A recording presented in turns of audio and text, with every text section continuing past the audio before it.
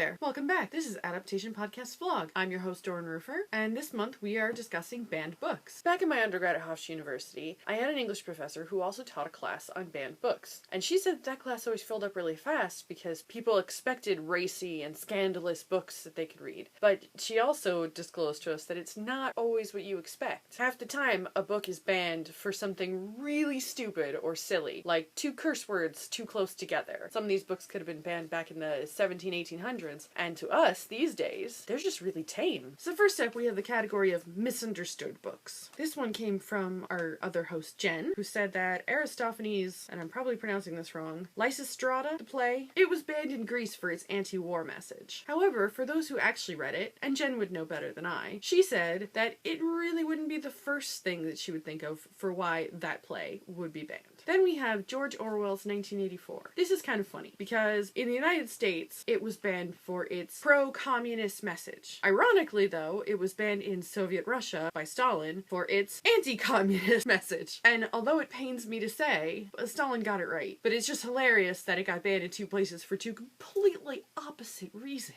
So you gotta think about that. Who wasn't reading the book? Who read the back and then went, Next we have a category that's sort of who really would have noticed or who really should care that much. First we have Little Red Riding Hood. This is a picture book and it's the 1987 version. It wasn't banned or challenged for being violent or having any kind of gore. None of that. The reason that it was banned was because Red Riding Hood is depicted carrying her basket with a bottle of wine in it to her grandmother. And you know, I mean, we don't want to promote alcohol to kids. Another 1987 picture book, because you know the 80s were so racy, Where's Waldo? Was banned for a while because one 2-page spread, there's a beach scene and somebody may not have found Waldo, but they found a topless sunbather. She wasn't straight out, it was just a case of side boob. And that's a no-no. Apparently later editions had the similar scene, but her top was still on. Who was gonna see that? Also, it's just a boob. Can we be real here? Another frequently challenged book is Alice in Wonderland. And of course there are some times where you're kind of like, oh yeah, I could see that. Because in the 1960s, it was banned because of the drug use, the hookahs and the mushrooms. The whole story's a little drug driven. Again, in the 1990s in the US, it was challenged / banned because it apparently or supposedly promotes sexual fantasies and masturbation. But the best one for Alice in Wonderland was actually when it was banned in China in the 1930s. Jen brought this one up, but I had also read about it a few times. The reason that it got banned is not for the reasons that I listed just previously, but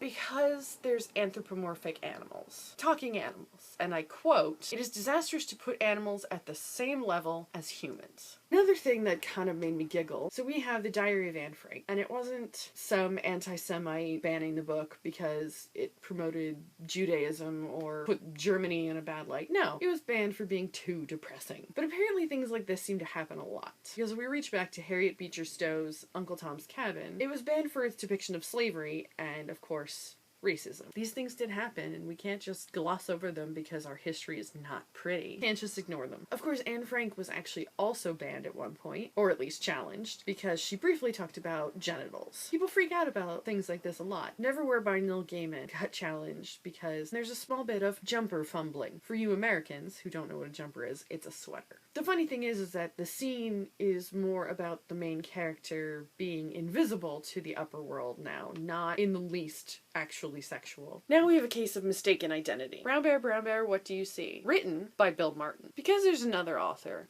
who has the same name, Bill Martin, but was a completely different person who just happened to be a bit of a Marxist who wrote some pro-Marxist pamphlets or novels. They decided that this Bill Martin, who wrote quite cute children's book about a little brown bear, it got banned. So this one's my absolute favorite, and I cannot believe that it even happened. But at one point, they tried to, if not did actually ban the MerriamWebster dictionary in certain places because the dictionary did its job and happened to define oral sex. Well, that's it for my video and my list. If you have anything to add, I would love to hear more silly, stupid, odd reasons that books got banned. If I missed something and you think that people should know about it, please let us know. Post in the comments below or on any of our many social media platforms. Tumblr, Twitter, Facebook, and of course at adaptationpodcast.com. We'd like to hear what you think of us, and we hope that you'd like to tell other people what you think of us. So until next time, I'm Dorin, and just remember, reading is fantastic.